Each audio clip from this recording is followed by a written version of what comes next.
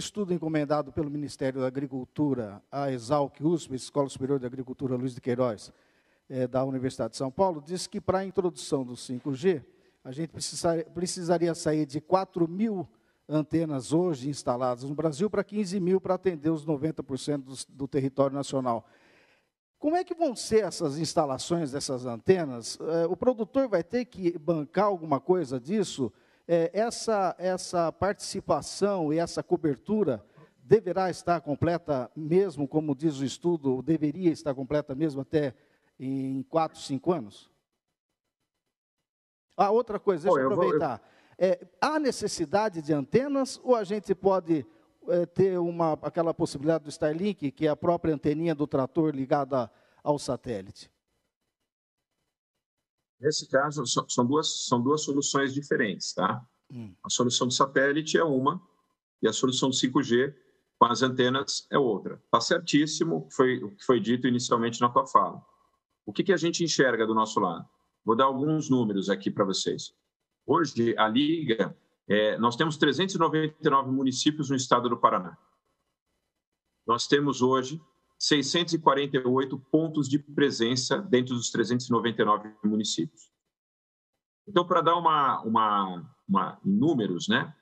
Quando a gente está falando de antena, você tem algumas particularidades. Então, você tem antenas com determinadas potências, e esse é o grande desafio para aquele que vai investir como uma operadora, obviamente, para esse mercado, traduzir a potência disso. O que vem a ser a potência?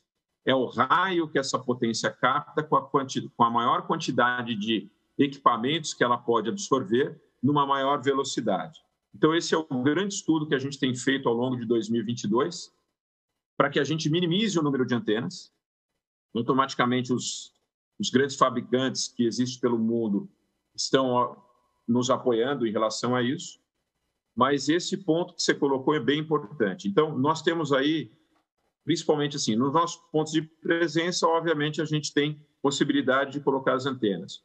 Os custos que serão repassados, a ideia é que a gente não repasse custo de antena para um produtor rural ou para uma fazenda, especificamente para uma indústria. A ideia é que a gente tenha uma antena que não só abasteça ou forneça conectividade para aquela região, mas também forneça conectividade, e por isso que eu falei da potência dessa antena, para um usuário final. Essa é a nossa ideia. Então, o nosso business plan ele gira em torno desse mecanismo. Então, você tem isso. Você tem um outro ponto, que é a Lei Geral de Antenas dos municípios, e os municípios estão bastante interessados em discutir isso, né? Você tem um outro ponto que está sendo discutido bem fortemente, que é utilizar o braço da iluminação pública para que ali a gente tenha uma luminária onde a gente tem uma antena de 5G que potencializa e irradia esse sinal.